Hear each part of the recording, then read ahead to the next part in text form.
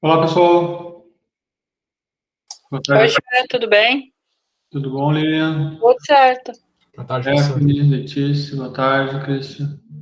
Tudo bom? Boa tarde, boa tarde. Bom, vamos lá. Hoje a aula ela é direcionada para o feedback também, né? Eu acabei de publicar ali as notas de vocês lá no autoatendimento, tá? Eu não sei como é que tá no aula, até deixa eu olhar aqui no aula como é que tá, se tá liberado ali pelo aula. Aí eu já posso fazer aqui também. Espera aí.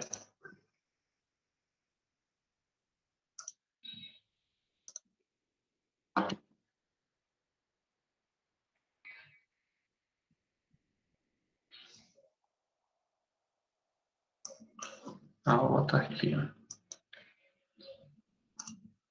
No aula provavelmente vai aparecer para vocês também agora. Se já não estava aparecendo.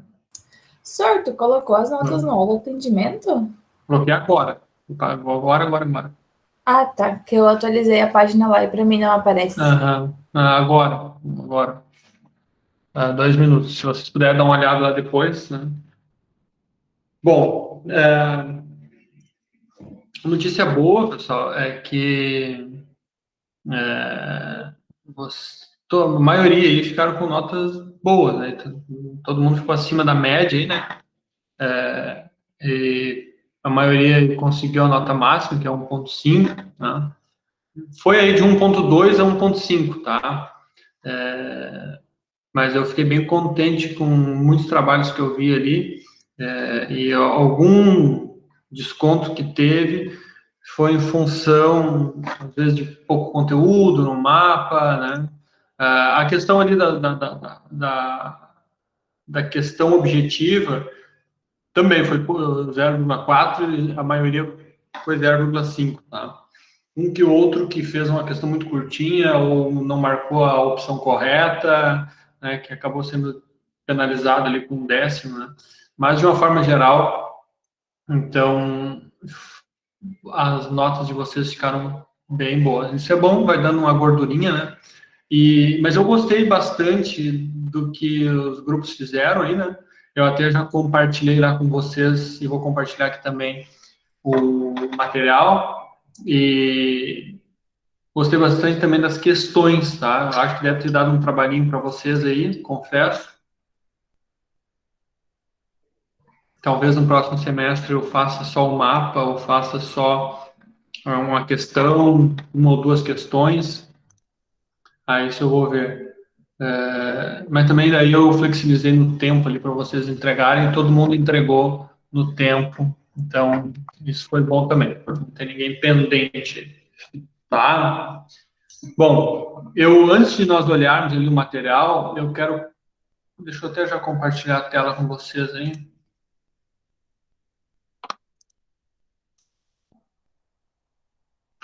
Eu coloquei ali duas atividades semipresenciais, tá? Uma estava bem atrasada e a outra era de agora.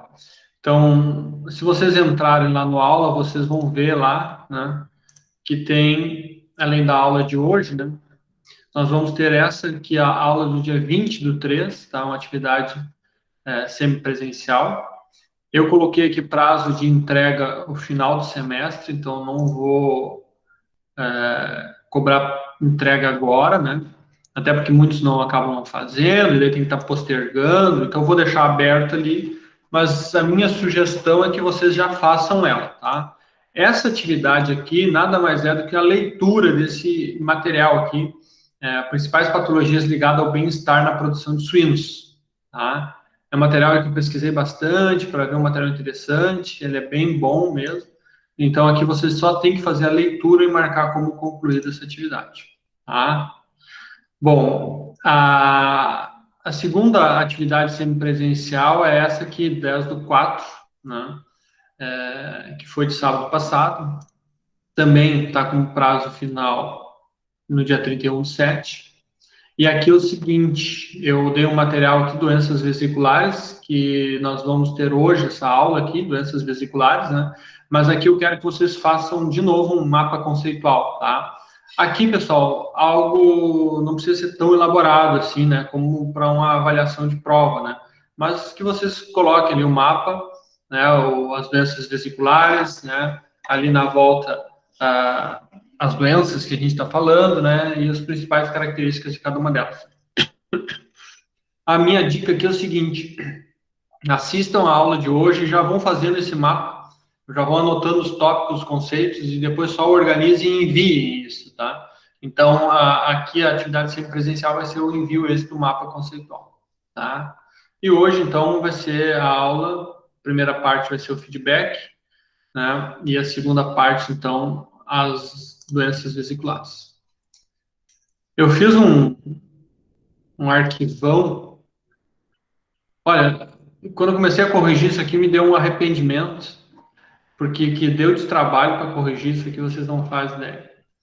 Mas daí foi indo, terminou. Porque eu tive que baixar um a um, botar no computador, depois comecei a agrupar isso e comparar os mapas, né, que tinham ali mesmo tema, né?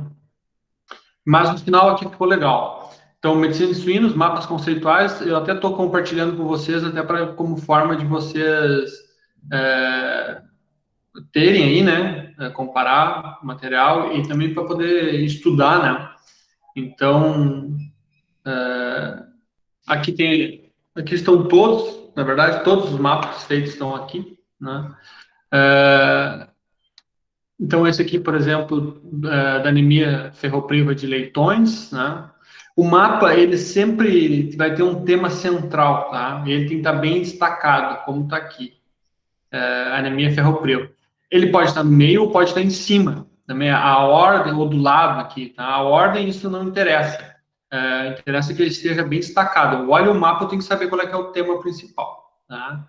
E depois os conceitos, né? Então, doenças causadas por carências de ferro em leitões, né?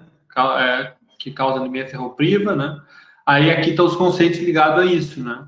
Ingestão inadequada, ocorre quando não há administração de ferro, né? Orgânico nos primeiros dias de vida. A ideia sempre do mapa é trabalhar mais conceitos e tópicos, né? Não tanto texto. Então, aqui, por exemplo, qual é o controle da anemia ferropriva, né? Aplicar do ferro, né? Subcutâneo ou intramuscular, dose, né? E isso aí, tá? Sintomas: mucosa, anorexia, depressão, né? Então, essa é a ideia do mapa, tá? Claro que quanto mais a gente ocupar as áreas aqui, melhor, né? Fazer uma ocupação de áreas melhor. Esse aqui é um outro mapa, também sobre anemia ferropriva, né? Então, também está aqui controle, causas, diagnóstico, sintomas, né? Então, isso, o tema principal está aqui, os principais conceitos estão aqui, depois tópicos, né? Então, controle, né? Aplicação única de ferro, via subcutânea ou intramuscular, né? Dose, causas, né? Doença carencial decorrente da ingestão inadequada de ferro, né? Perda de sangue, hemorragia, falta de injeção, deficiência na dieta. Aqui o diagnóstico, né? Mas esses sinais clínicos associados à falta de suplementação, né? Então, é uma forma legal, assim, de a gente olhando, né? E vendo, estudando, analisando, e principalmente quando a gente faz o mapa, né? A gente fixa os conceitos, né? Fixa de forma mais fácil esses conceitos, né? Sintomas, né? Orelha cauda pendente, mucosa pálida, anorexia, depressão, né? Então, aqui ficou algumas figurinhas, né? Isso aqui é legal porque enriquece o trabalho. Aqui já vai para outro item, brucelose, tá? Outra coisa que eu ia comentar, aqui sempre é bom, né, a gente fazer essas conexões no mapa, né? Então, o conceito está aqui e aqui vai fazendo essas ligações entre os conceitos, tá? Nós podemos fazer ligações entre os próprios conceitos ou o principal, ou o conceito principal com os outros, né? Aqui tem um outro mapa, né, sobre brucelose. Então, o item principal está lá em cima, tá? No mapa, normalmente não se pede tanto texto, né? Então, é mais conceitos e tópicos, né? Os conceitos estão aqui: tratamento, sinais clássicos, patogenia, né? Então, na brucelose, sinais clássicos: aborto, infertilidade, orquite, claudicação, paralisia, manqueira, né? Controle, né? Sacrifício de todos os animais da granja, descrição, teste sorológico, não há vacina. Né? Aqui o que faltou, tem um aqui, que é uma ligação entre o diagnóstico, né? Mas é interessante fazer essas conexões aqui no mapa. Né? Aqui, esse eu acho que é da Letícia, esse aqui está cheio de conexões, e isso é interessante, né? As conexões vão ligando aí os conceitos, né? Então, também da brucelose. E olha como a gente acaba fazendo de diferentes formas, né? Mas o importante é que tenha o conteúdo, sinais clássicos, né? Testes complementares, diagnóstico, né? Cultura do agente, teste sorológico, diagnóstico molecular, controle, não há vacina, né? Introdução de animais somente testado. Então, bem interessante isso aqui. Aqui o outro sobre brucelose, né? Também aqui tem as ligações, uma brucela suja que vai ligando, né? Então a patogenia, tratar diagnóstico, controle, né? Fez mais ou menos como é o caminho, né? Ó, diagnóstico, controle, depois do controle vai para o tratamento, né? Tratamento, aí vai conectando sintomas, brucela sintomas, leitões. Que é a doença de Algers, né? Um mapa bem clássico esse aqui, né? Tem uma central no meio. Então, eu vou deixar para vocês, né? Esse aqui também, né, ali, doença de Algés no meio, né? Pseudo-raiva, doença de Algés também. Infecções por parvovírus, enterovírus. Aqui tem vários, tá? Não tem problema ser feito à mão, né? Esse aqui tá o enterovírus e o parvovírus aqui, né? Daí aqui ele vai fazendo as ligações, né? Estando feito, preenchendo, tá ok. Esse aqui a letra ficou um pouco pequena, poderia ter aproveitado um pouquinho melhor a letra, aumentado. Ficou até ruim de ver antes. Esse aqui também foi à mão, né? Acabou hipoglicemia neonatal, sobrando alguns espaços que poderia ter aproveitado um pouquinho melhor. Esse aqui é um outro, fez o tema em cima, depois foi abrindo os conceitos embaixo, também é uma forma. E assim vai, tá? Mas de uma forma geral, ficaram bons, né? Uns bem mais elaborados, outros mais simples, né? Esse aqui da leptospirose. Esse aqui teve era um mapa, normalmente é uma página só, né? Deixa eu ver se é esse aqui. Então esse aqui estava em duas, né? E no mapa conceitual, né? O próprio nome já diz, são conceitos. Então, texto não se recomenda muito, tá? Nesse tipo de material, tá? Aqui perda de leitões, síndrome do estresse. Esse também, síndrome do estresse suínos, acabou fazendo quase que uma apresentação, não um mapa conceitual, tá? Eu até comentei lá no meu feedback, mas como o material estava bom, escrito, né? Só a apresentação que ela não ficou no formato de conceitos e de mapa conceitual. Mas um material super elaborado, bem bom também.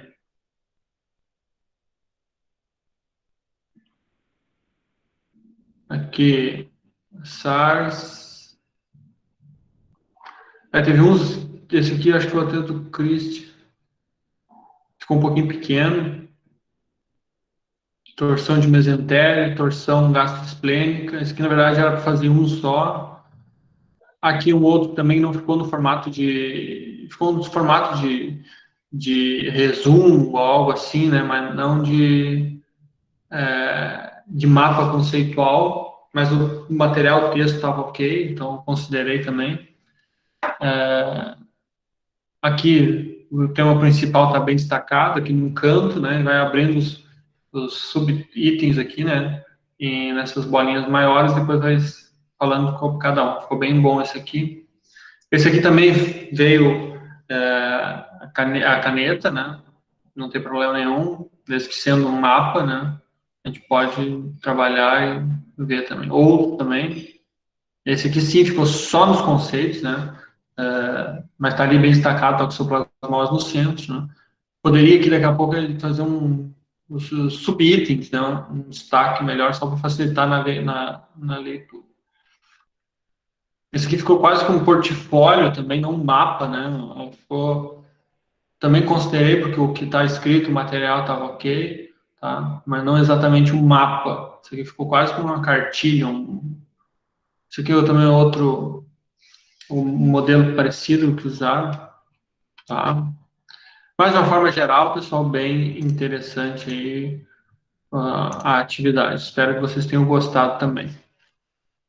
Vocês têm algum comentário a falar sobre essa avaliação, esse modelo, sugestão? Eu acho que eu não vou fazer isso. Talvez eu faça só mapa, né? Acho que mapa aí, questão, eu vi que muitos me comentaram, que ficou um pouco pesado, né? E eu vi que algumas questões também não ficaram tão elaboradas assim, então. Mas as questões eu não vou passar aqui porque são bastante. As questões eu dei uma olhada, não consegui assim conferir todas elas, né? Só vi se tinha alternativa correta ali, se a chamada estava ok dentro do padrão, né? Mas teve um material bem interessante, o pessoal se puxou ali. Certo? Alguma dúvida aí a respeito disso, pessoal? Da nossa AP1? Alguma crítica, alguma sugestão? Fale agora ou cale-se para sempre. Oi, Sor. Oi. Eu achei que ficou bem bom esse modelo. Até porque ajuda a gente a fixar também melhor o Conteúdo, tema, né? conteúdo. O que eu estou pensando, talvez, pois é. Eu acho que ficou bom esse negócio do sorteio também. E eu até compartilhei com vocês aí, eu me lembro que na minha época de estudante, a gente tirava xerox dos rascunhos das outras pessoas, né? Eu sempre tinha uma, duas colegas lá que faziam uns resumão bem bom e tirava xerox dele para estudar, né? Então, eu compartilhei com vocês com esse intuito também, de vocês baixarem e daqui a pouco é uma forma fácil de estudar ali um ou outro item para as provas finais e até guardarem mesmo como recordação aí da disciplina.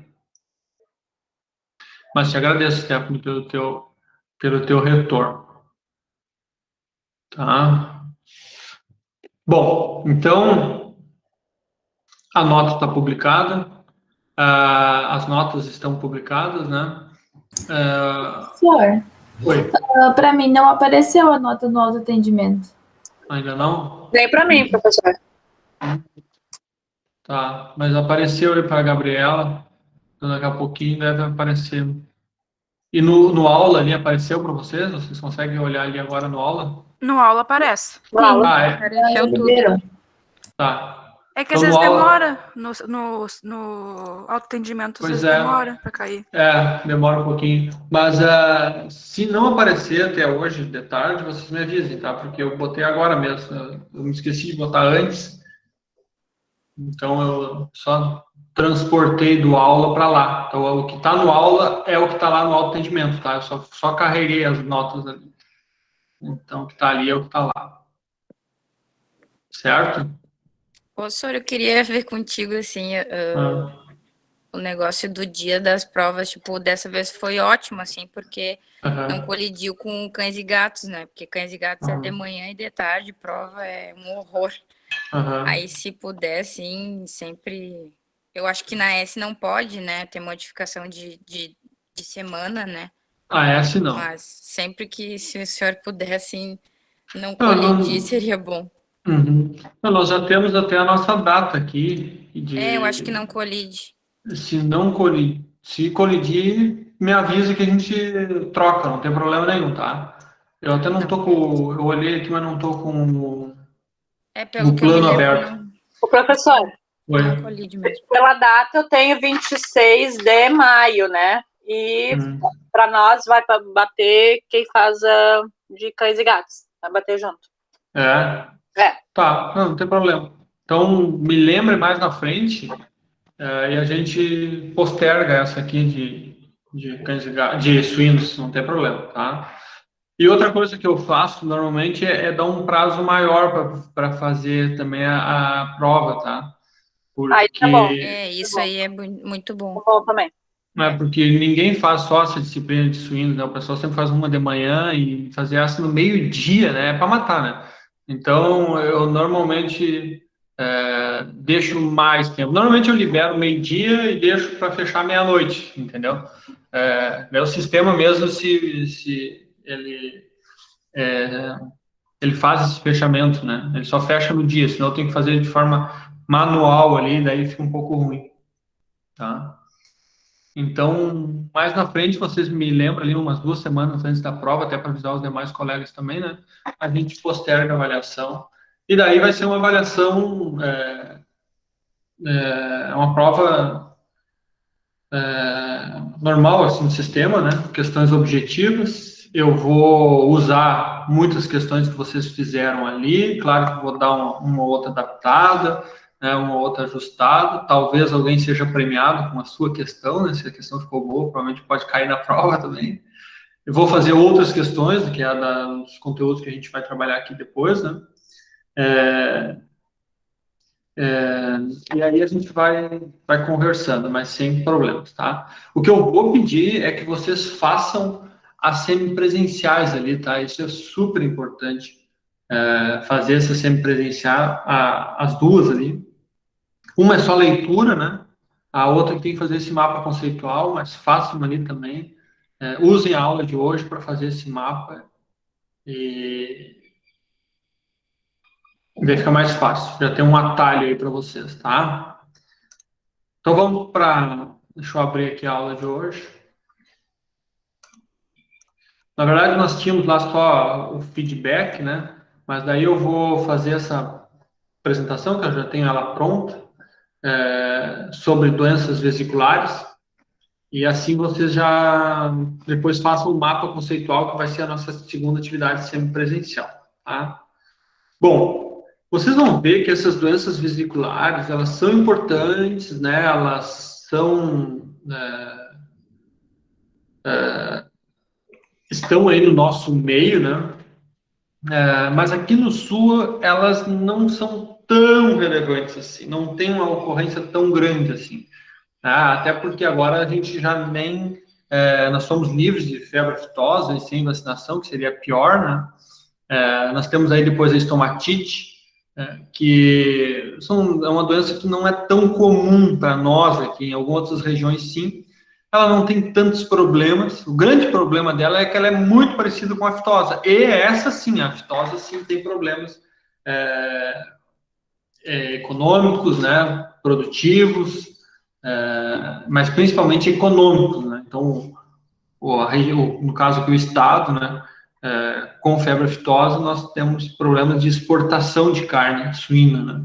Esse vírus permanece por muito, muito tempo, mesmo refrigerado, e então muitos países proíbem a compra, né, de regiões onde tem a febre aftosa andando, né?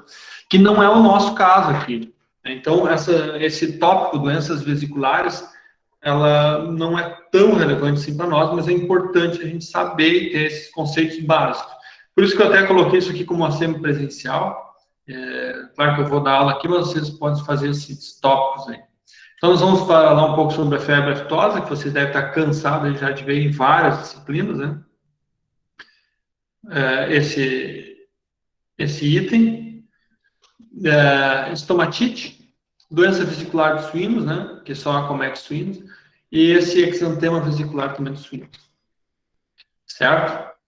Bom, então vamos começar aí pela febre aftosa, que vocês também devem estar careca aí de saber, né? Que é uma doença viral, uma doença altamente contagiosa, né? É uma doença que ela tem uma ocorrência aí de forma mundial, né? Mas alguns países são livres e outros não, né? Mas ela pode ocorrer em todos os lugares, né? Ela tem esse nome também por causa da febre que ela causa, né? Pode causar nos animais e também ela forma essas vesículas, né? Que se ficam localizadas no focinho do animal, né? Essas vesículas depois elas ulceram, normalmente viram, estouram, né? Viram úlceras, né? Na base da língua, na língua, né? Na boca como um todo, tá? E também lá embaixo na coroa dos cascos, tá? Então, ela é causada pelo enterovírus, que causa a febre aftosa, né? Picorna viridae é o gênero, a família, né? E o gênero aftovírus. O que é o grande problema desse vírus da febre aftosa, né? Diferente, por exemplo, do coronavírus, né? Ele pode persistir até 6 meses em medula óssea e em linfonodos sob resfriamento. Tá? O coronavírus, na verdade, não tem estudo ainda sobre isso, né? Mas o que eu quero dizer é que ele permanece em ambientes por muito mais tempo do que o coronavírus. Tá? Então, isso dá essa dinâmica, assim, tão complexa que é eliminar esse vírus de certo ambiente, de certa região, tá? Então, ele fica... Por isso que os países também acabam não importando carne, né? Porque o vírus pode permanecer ali mesmo, refrigerado, por um longo período de tempo, né? Existem 7 sorotipos dos vírus, né? Mas aqui os mais comuns no Brasil, lembrando que o Rio Grande do Sul é livre desse vírus, né? Sem vacina agora, né? É o A, o O e o C, tá? Bom, a patogenia, tá aqui já, ó, febre aftosa, patogenia, isso aqui está quase que um mapa para vocês, né? Nós vamos ter ali o suíno que vai ficar doente, né? Pode ser também por produtos de origem animal contaminado, onde a pessoa vai lá, encosta, passa para os suínos o vírus, né? Pode ser também pelo ar, né? Ou pode ser também por pássaros, né? Que vai de um ambiente contaminado para outro, né? E até mesmo a questão de veículos, né? Então, um caminhão que vai de uma granja vai para outra, veículos do veterinário que passa de granja em granja, né? Isso pode estar contaminando, levando vírus, né? Então, à medida que ele tem o contato com o suíno, né? Esse vírus vai entrar ou via respiratória ou via digestiva, vai se multiplicar, principalmente na faringe, né?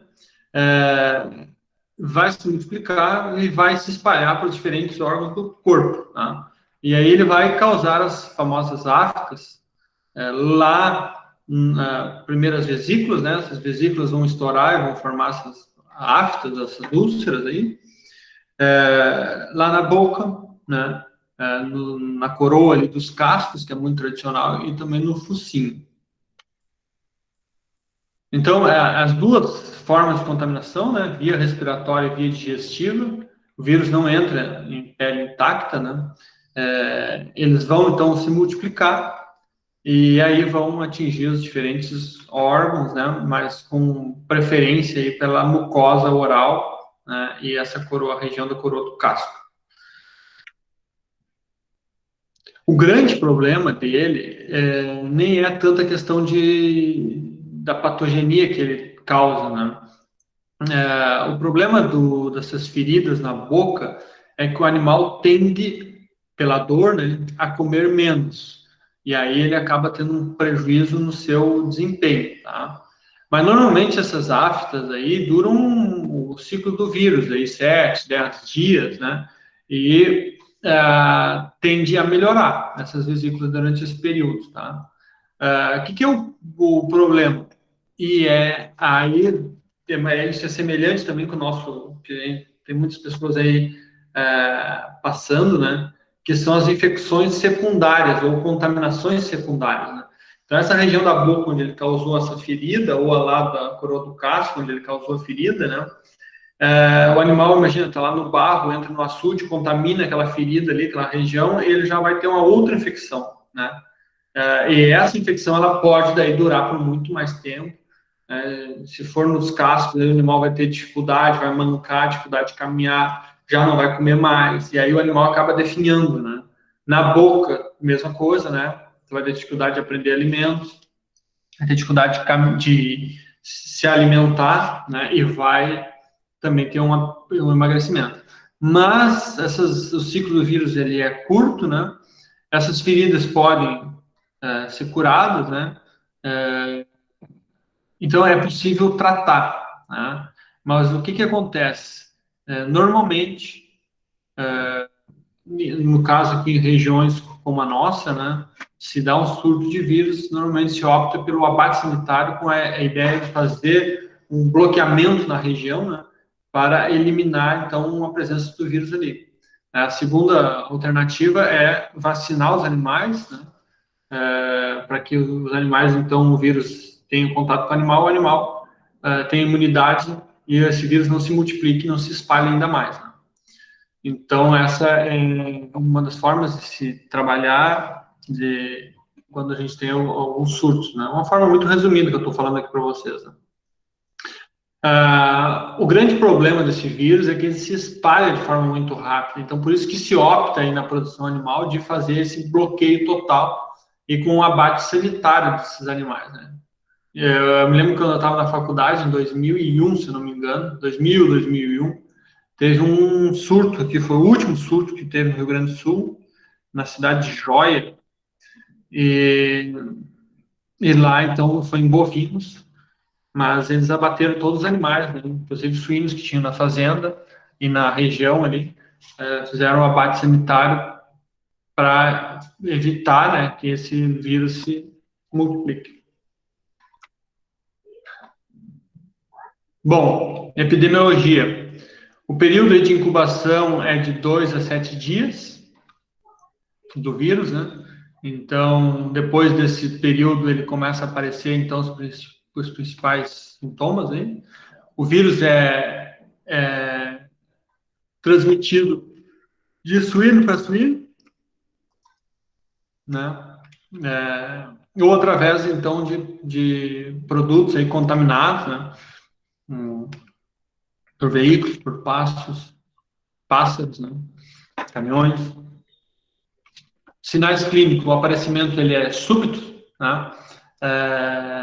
Então começam essas feridas, as vesículas aí na cavidade oral e as aftas, né?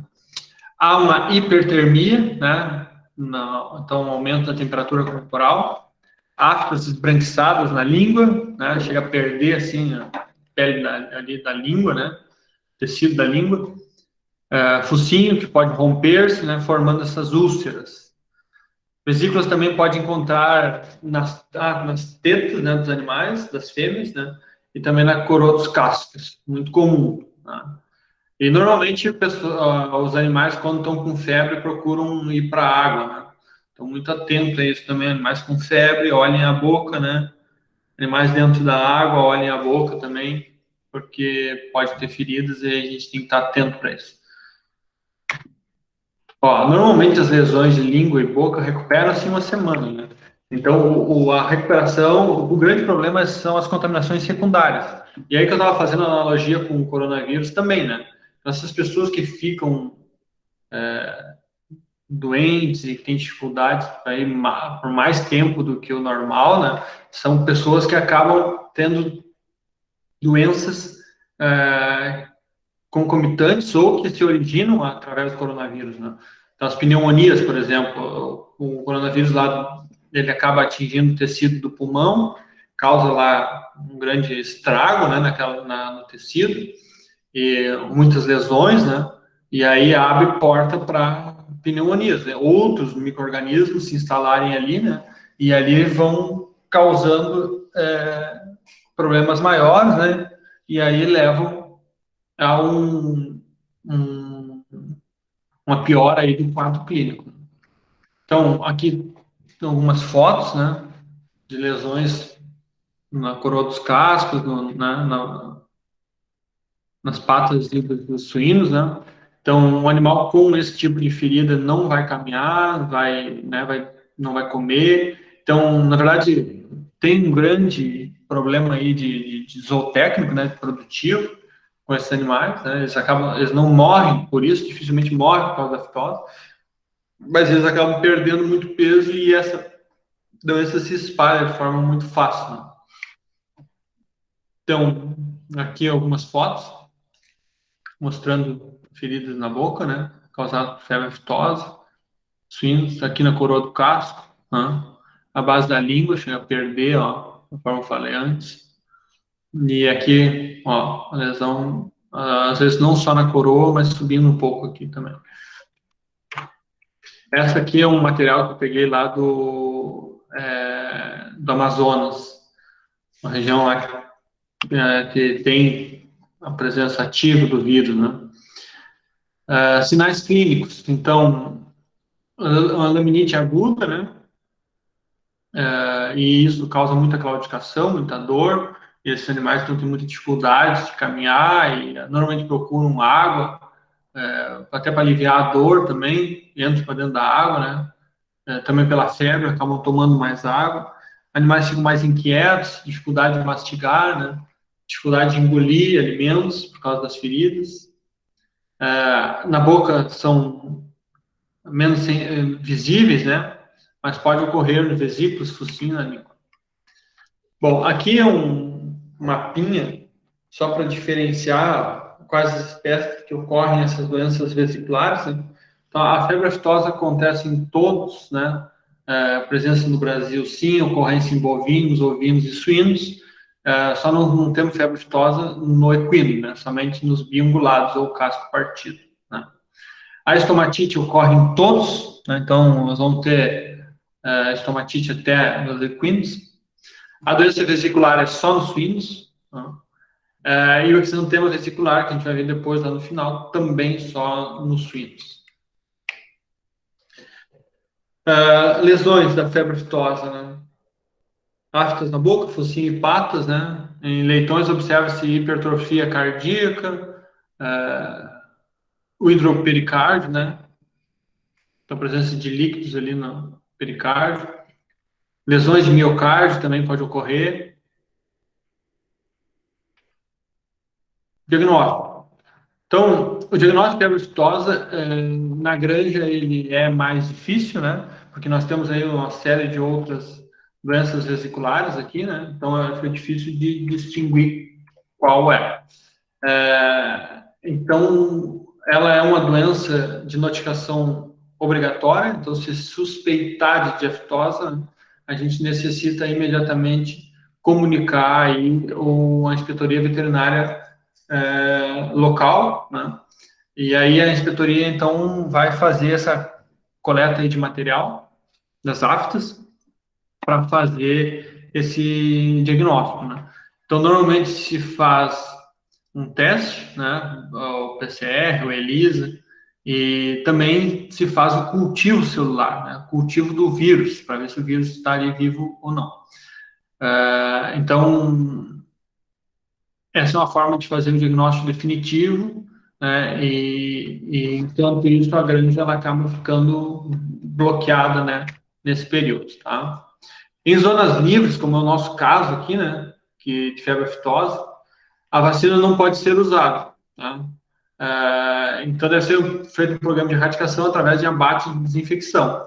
Então, que é o nosso caso aqui, se tiver um surto de coronavírus, vírus aftosa, né? Tem que fazer o abate sanitário para esses animais, inicialmente, né? Porque não pode usar a vacina. Bom, o que acontece, então, se o animal ele é suspeito, né? Então, a gente for na fazenda, o produtor reclamou que o animal não come, né? Só passa deitado, emagrecimento, faz uma semana, tá babando, né? Apareceu umas feridas no casco, daí chega lá, começa a olhar, vai ver o animal, abre a boca, tá cheio de feridas na boca, vesículos, né? E aí a gente fica, aquele animal já veio comprado de terceiro, né? Então a gente começa a ficar desconfiado, né? Então, tendo essa suspeita, né, o proprietário deve, né, imediatamente comunicar à inspetoria. A inspetoria veterinária, que é o serviço veterinário oficial, né, de cada município. A maioria dos municípios tem essas inspetorias, tem o veterinário responsável, se não, tem algum município, né, próximo que é responsável. Nós não temos como diagnosticar isso na fazenda, né? Mas aí sim vai ser levantada a suspeita através dos sinais clínicos. Então, por isso que é importante a gente conhecer esses sinais, né? Isso sim é super importante a gente saber, para a gente pelo menos desconfiar, né? Ou eliminar essa possibilidade através dos sinais. Suspeitando, né? Aí a gente parte para o diagnóstico, né? Que aí a gente precisa ter também só quais são, qual caminho tem que ser tomado. Então, por isso que é importante conhecer os sintomas da doença, né? E também ter o telefone do veterinário, né?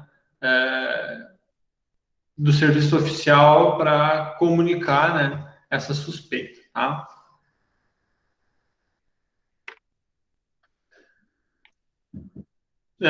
O médico veterinário, então, ele vai enviar esse material para análise, né, coletar esse material das vesículas e úlceras, né, mandar para análise.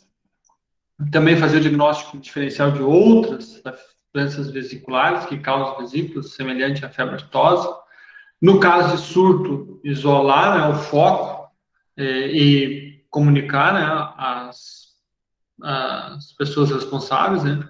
Em áreas livres, então, que é o nosso caso agora aí, a partir desse ano, a vacina está proibida. Certo? Bom, deixa eu ver se tem uma pergunta ali.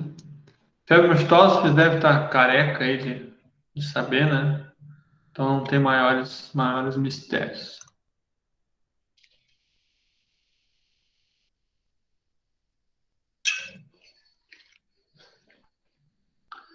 Bom, vamos para outra, então.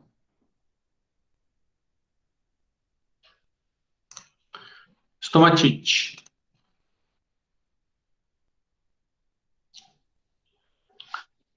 Bom, a estomatite já é um outro vírus, né? É o Rhabdoviridae, Lairoporcinoviridae, né? Gênero vesiculovírus, né? Lairoaftovírus. E aqui nós temos três sorotipos, né? Conhecidos: Indiana, New Jersey e Alagoas. Né? Esse Alagoas, ele é em referência a um sorotipo encontrado no Brasil, que foi diagnosticado lá em Alagoas, né? Por isso que tem esse nome.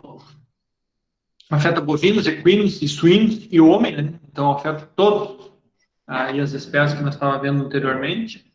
Vai formar essas vesículas, semelhante à febre aftosa. Essas vesículas vão estourar, vão formar úlceras, semelhante à febre aftosa. Essas úlceras vão estar localizadas no focinho e nas patas, semelhante à febre aftosa, né? Então, a estomatite, o grande problema dela realmente é a sua semelhança clínica, né, com a febre aftosa. Então, como é muito difícil de diferenciar clinicamente se o animal está com aftosa ou uma simples estomatite, né, tem que ter todo esse cuidado, e normalmente os países barram comercialmente, acabam evitando, né, por causa da estomatite, pela dificuldade.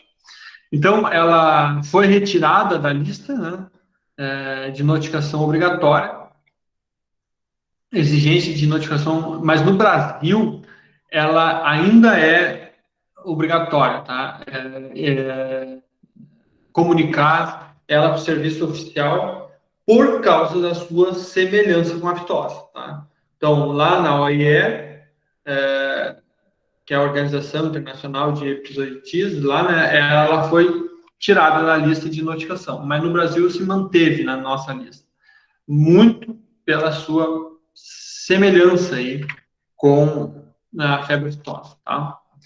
Então, estudado para o controle de câncer, isso aqui é bem interessante, né? Então, esse vírus, o Rhabdoviridae, é um vírus que o pessoal tem estudado muito, principalmente nos Estados Unidos, né?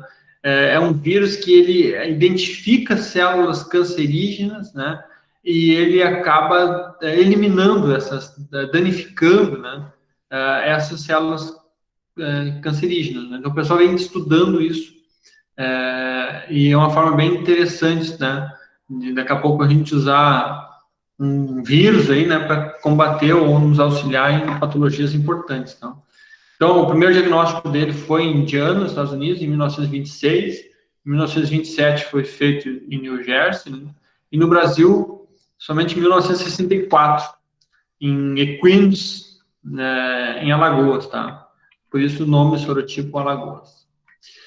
Ele tem uma patogenia, assim, um pouco bem semelhante, né, na verdade, ao da fitose. Então, suínos, equinos, né, multiplica-se na camada da pele, do focinho, principalmente. Vão formar as vesículas, né, bem semelhante à febre aftosa. Ainda não é bem esclarecida essa questão da patogenia do vírus, não. Também não penetra em pele intacta, tem que ter algum lesão para ele poder entrar, né? E é restrita a alguns locais do corpo, tá? Pele, pata, tetos, né? Diferente da febre aftosa, que acaba dando alguns problemas cardíacos também, então pode ser um pouquinho mais agressiva a febre aftosa. Bom, a doença é endêmica em certas regiões nos Estados Unidos, né? E é uma patologia de região ocidental. Ela fica restrita a essa região aqui no Ocidente, né? Lá para a Ásia, lá para os lados, não tem. Então, a transmissão desse vírus, tá? Se acredita que seja muito em função de mosquitos, tá? Responsável por essa transmissão. Então, já se fez vários estudos, trabalhos, e também se notou que em períodos onde nós temos mais mosquitos, verões, por exemplo, acontece maior quantidade de estomatite, né? Então, isso já foi feito no levantamento, né, e se suspeita que esses mosquitos estejam aí como responsáveis nessa transmissão aí do vírus de um lado para o outro, tá? Contato direto entre animais, água, alimentos, fomes, do vírus. Sinais ou sintomas, né? Então, os animais acabam claudicando, né? É o sintoma mais frequente, essas lesões aí nos cascos, né? Levando a essa dificuldade de caminhar, o animal mancando, não caminha, não come também, não come, diminui de peso, né? Também presença de vesícula na língua, palato duro, gengiva, focinho, né? Presença de úlceras, né? Também, patas e focinhos. Então, a maioria dos animais é inaparente, sinais de doença de 10% a 15% apenas, tá? Então, somente 10% a 15% de todos os animais acabam desenvolvendo essas lesões de estomatite. O restante passa com assintomático, né? E a doença clínica geralmente em adultos, tá? A incubação pode levar de 1 a 15 dias e raramente vai levar à morte, tá? Então, o grande problema mesmo da estomatite é a sua semelhança aí com a febre aftosa. Aí também se nota o consumo de água, aumento, né, do consumo de água e redução na ingestão de alimentos. Os animais têm mais dificuldade de consumir alimentos, né? Mas, por outro lado, eles conseguem, sim, tomar água, né? Isso, eles acabam aumentando bastante. Essas feridas aí na boca acabam levando uma salivação excessiva, né? Chamada seborreia. Isso é muito comum em suínos, né? Babando essa espuma branca aí na boca deles. Então, de novo, olha como é muito difícil diferenciar a estomatite vesicular, né, de feridas da febre aftosa, muito parecido. Então, O grande detalhe aí é o diagnóstico diferencial para a febre aftosa, então tem que ficar atento para não correr esse risco, né? A estomatite, ela acontece em equinos, diferente da febre aftosa, que só acontece em piungulados. E aqui tem uma característica importante, que ela é a difusão dessa doença, ela é mais limitada, né? E é o que eu comentei antes aí, ela é mais esporádica em determinados períodos do ano, né? Muito se associa a essa questão dos mosquitos no verão, tá? Então, vai ter épocas que vai ter mais presença, outras épocas não, ao contrário da febre aftosa, que ela é todo ano, né? Baixa a morbidade, então poucos animais ficam doentes, né? Muitos não sem lesões, né? E acabam sendo... Esse é um outro grande problema, porque como eles acabam desenvolvendo vírus, passando os vírus para outros animais, né? Mas eles acabam não ficando doentes, são os famosos assintomáticos, né? Então, o diagnóstico também é pela inoculação do material, então, para cultivo desse material, né, qual o vírus que vai crescer ali, né? Os famosos PCR, né? No PCR, então, nós vamos ter um pedaço do vírus, né? Um pedaço do DNA do vírus, e aí no teste a gente vê, olha, esse pedaço aqui é da estomatite. Aí ele vai lá na amostra e pergunta, ó, tem esse pedacinho do vírus aqui? Se tem, é da estomatite. Se não tem, é outra coisa.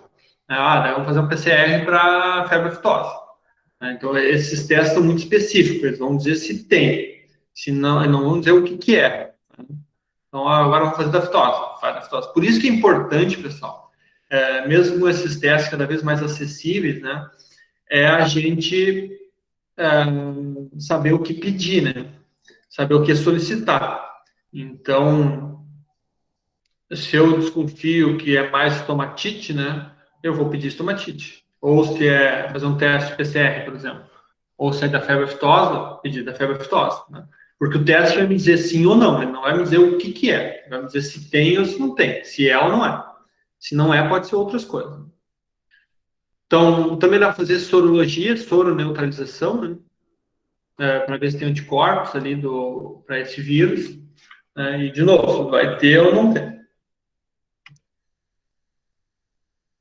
Não existe um tratamento específico, né? Então tem que fazer um tratamento sintomático, né? E um tratamento de apoio ao animal, tratamento de suporte, para que esse animal, então, consiga aí passar por esse período do vírus, né? E seguir em frente a sua atividade.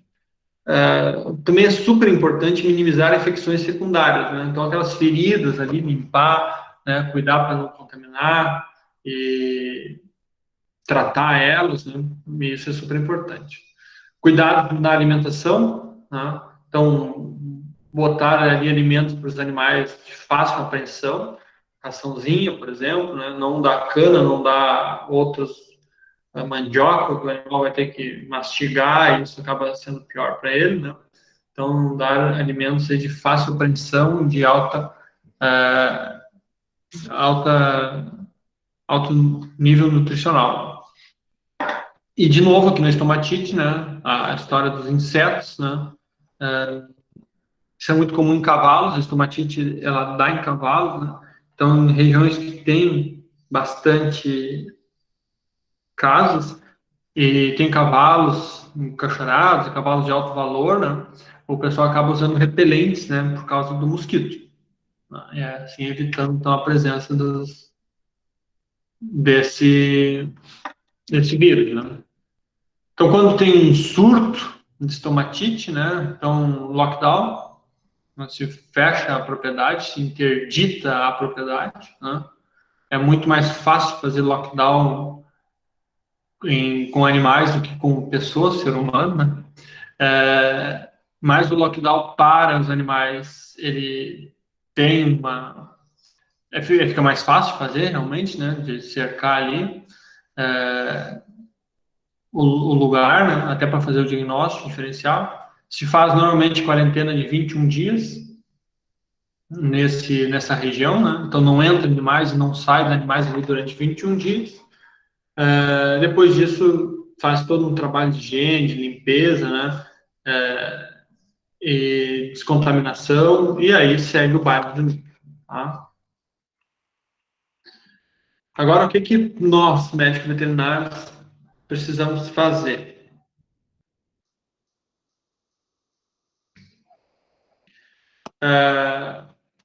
Diagnóstico diferencial de febre aftosa, esse é o principal, né? Em laboratório. Proceder, então, à desinfecção em instalações, né? Das instalações, né? Famosa aí, de novo, vassoura de fogo, iodo, né? Repelente, né, para mosquito, se for o caso, né? Desinfecção também de meios de transporte, isso aqui é super importante, às vezes passa um pouco desapercebido, né, mas os caminhões que transportam, eles têm que vir limpos e higienizados, né? Tentar regulamentar o trânsito dos suínos, né, da onde vem para onde, né, como que vem, qual é o nível sanitário, e não tem saúde é um problema de saúde pública, porque a cistomatite, ela também pode acometer o homem, né? Certo? Bom, aqui nós temos as últimas duas, a doença vesicular de suínos, né, que daí também tem essa causa vesículas, né, mas só em suínos, afeta os suínos e o homem, né, e também é muito resistente no ambiente, muito parecidas lesões em coroa de casco também, e é quase que indistinguível, né, a tipo de lesão da febre aftosa. Então, de novo, o grande problema aqui é a semelhança com a febre aftosa. É necessário fazer esse exame laboratorial. Tá? E por fim aqui, pessoal, nós temos o exantema vesicular, que é o exantema causado por uma série de sorotipos, né?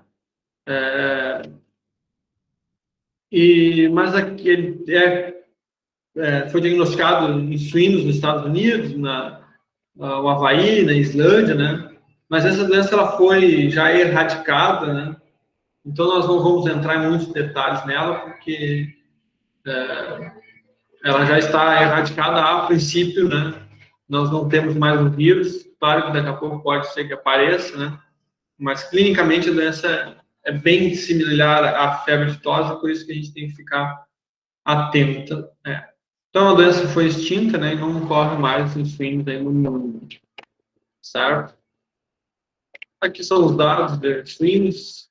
Muito obrigado.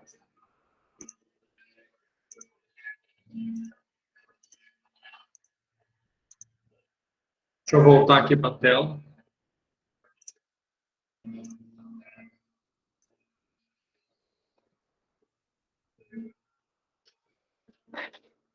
Vocês estão escutando um barulho de soprador aqui, pessoal?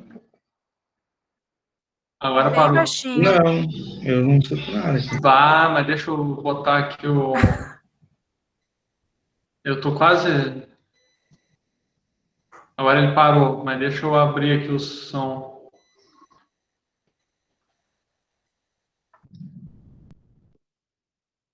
Configurações. Tem uma configuração aqui que é muito bom, cancelamento de ruídos. Eu vou desativar agora. Vocês escutam agora? Sim. Agora sim. Isso é o que eu estou escutando aqui, dando aula para vocês. Ó, agora sim. Né? Agora eu vou cancelar aqui para vocês. Ó, funciona mesmo esse cancelamento de ruído. Vou cancelar. Ó, agora deve ter parou, ou bem baixinho. Vai fazer o quê, né? Tem que limpar também, não dá para o cara exigir muito. Deixa... Alguém aí já conferiu de novo lá se apareceu a Lilian? Apareceu, Lilian? Oi, professor, apareceu. Sim. Aleluia. Então tá bom. Tá bom. Então, tá bom. Tudo certo. Tá. Bom. Então, agora, pessoal, deixa eu voltar aqui no aula. A ideia, então, essas doenças vesiculares, aí, principalmente a fitose e a estomatite, tá? Eu quero que vocês façam esse mapa conceitual aí. Eu vou dar mais uns comentários aqui sobre principalmente a estomatite.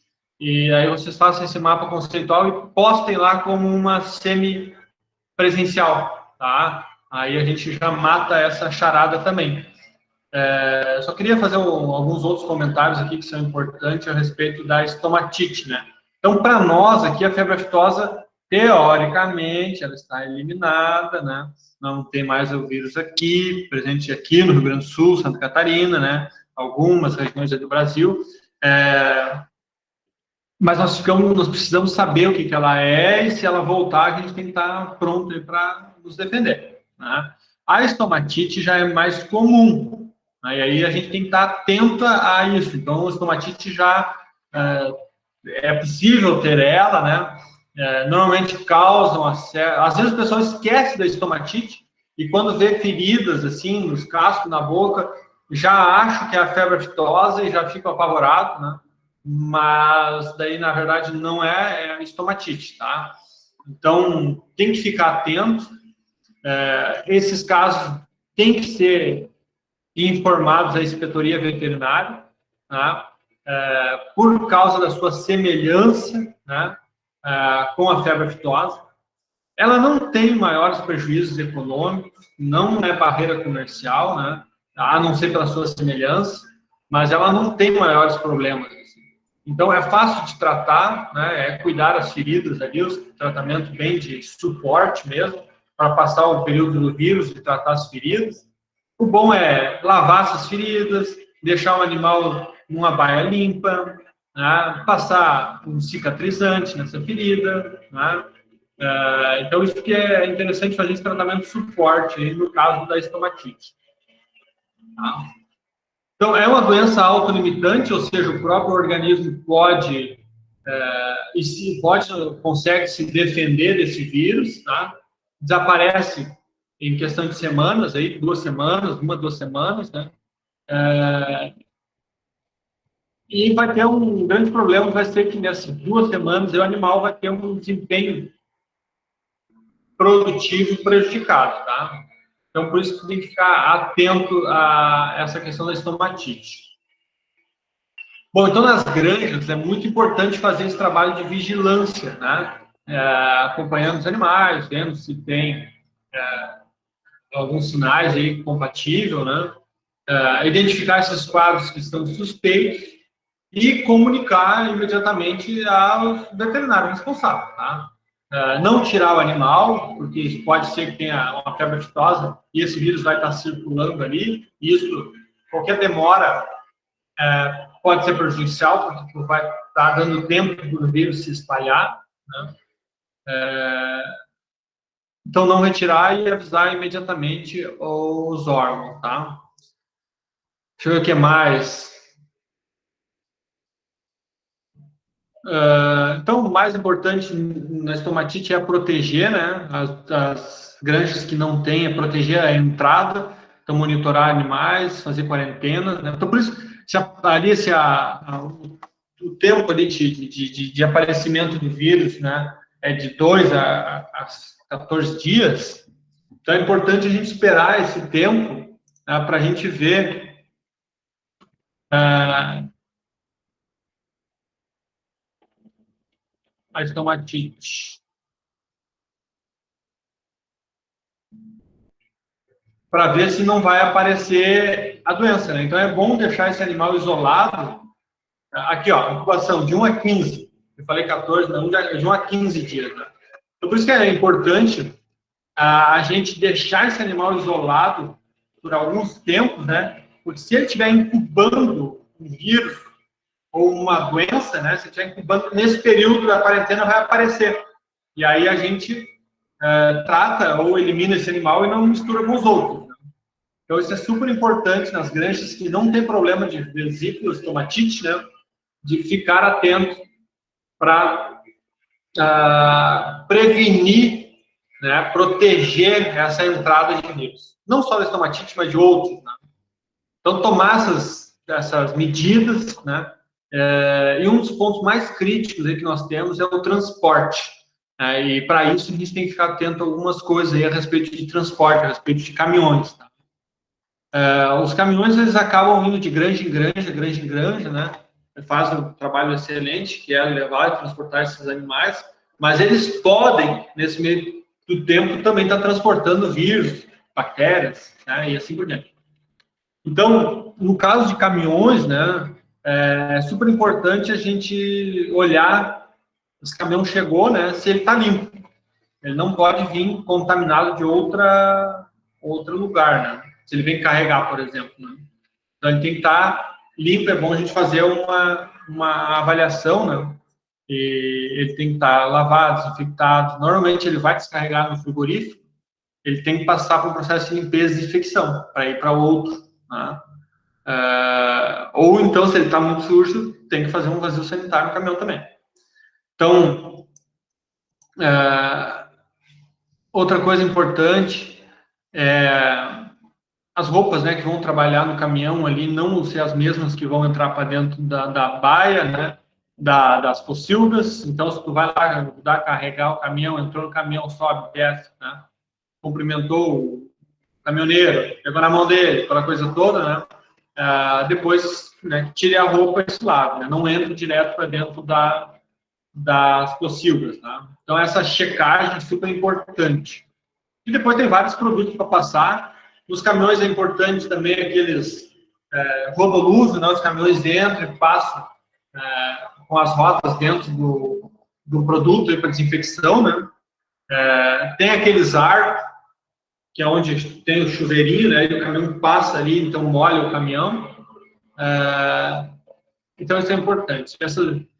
E aí vem as tal das barreiras sanitárias, né?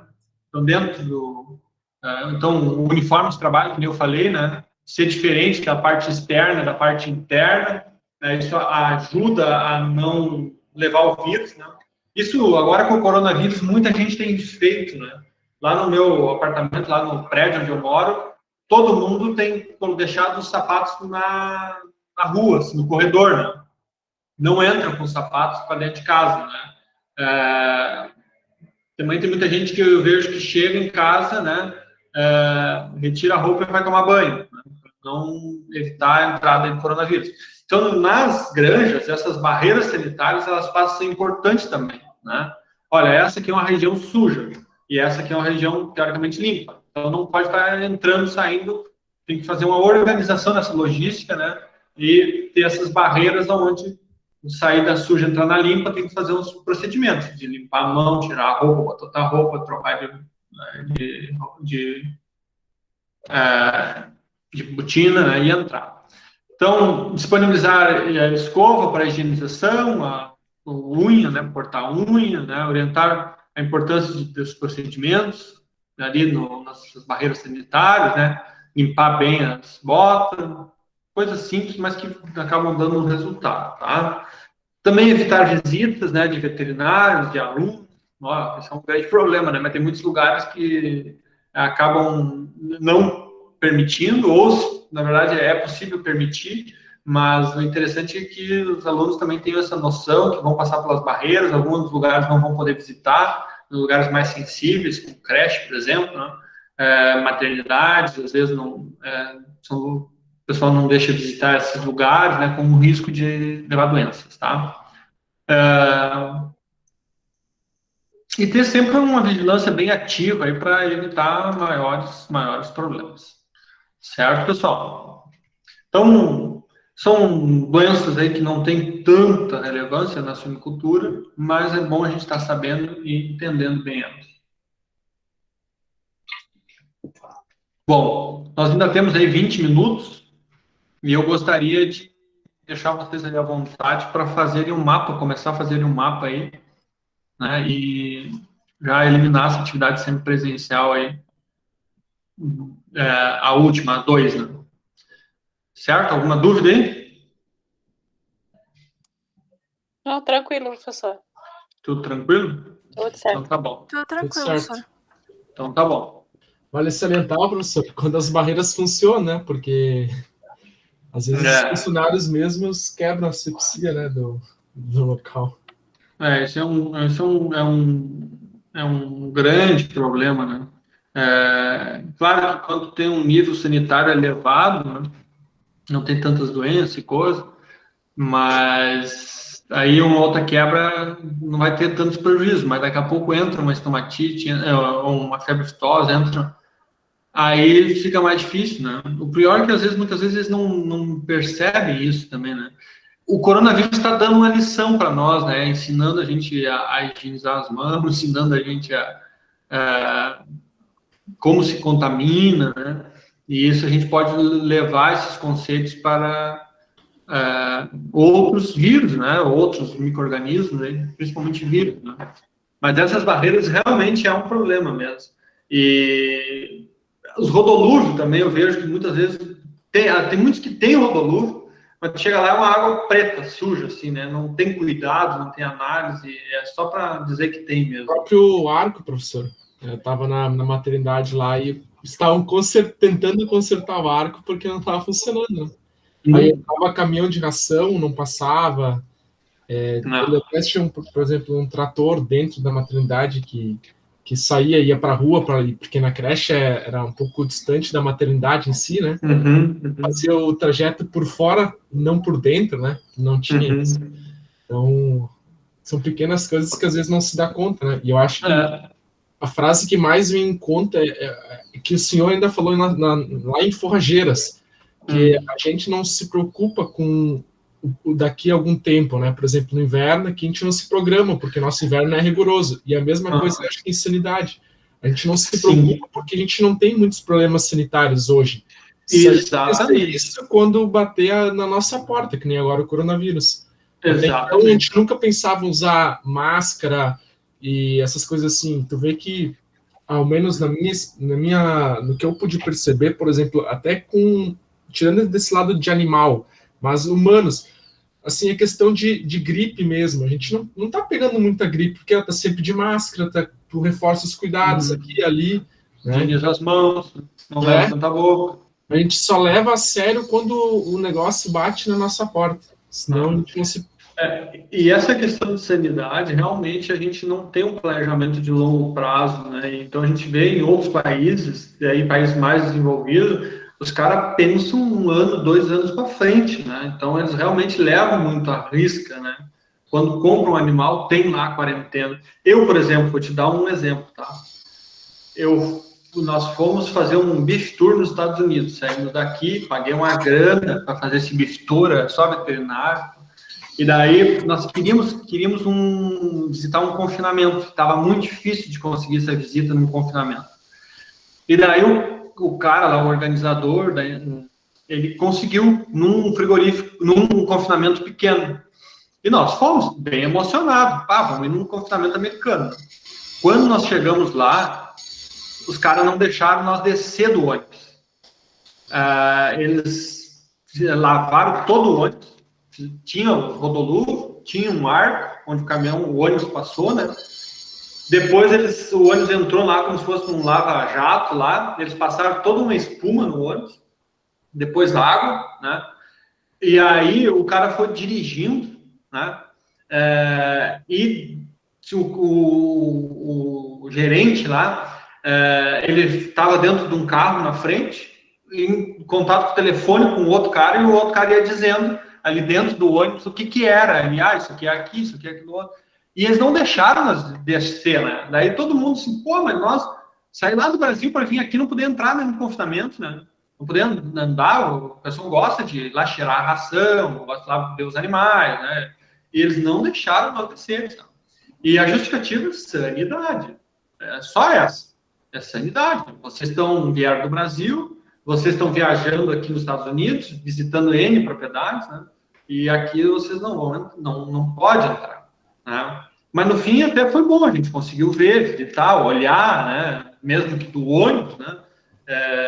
Mas sanidade, eles pensam lá para frente, são negócios de grande escala, né? Eles acabam pensando a longo prazo. Mas bem interessante mesmo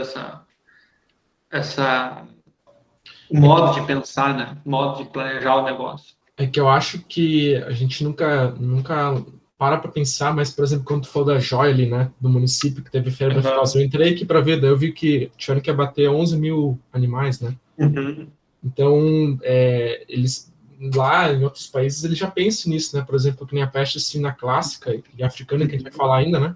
Marrocos teve que abater, imagina, um país do tamanho do Marrocos teve que abater uma população de 2 milhões de suínos, né? Então, tu imagina, eles já lá pensam porque eles sofrem com isso, né? A gente não pensa que, imagina se acontece de entrar uma doença dessas aqui no nosso quintal aqui, quantos animais a gente vai ter que abater e outra, aí decreta a falência de muitos produtores, né? Sim, porque produtores vão ter que realmente parar com a atividade, né? E prejuízo econômico total, né? Então tá. Certo, pessoal? Alô? Certo, professor. Obrigada. Trancou aqui para mim. Deixa eu Boa semana. encerrar a gravação. Boa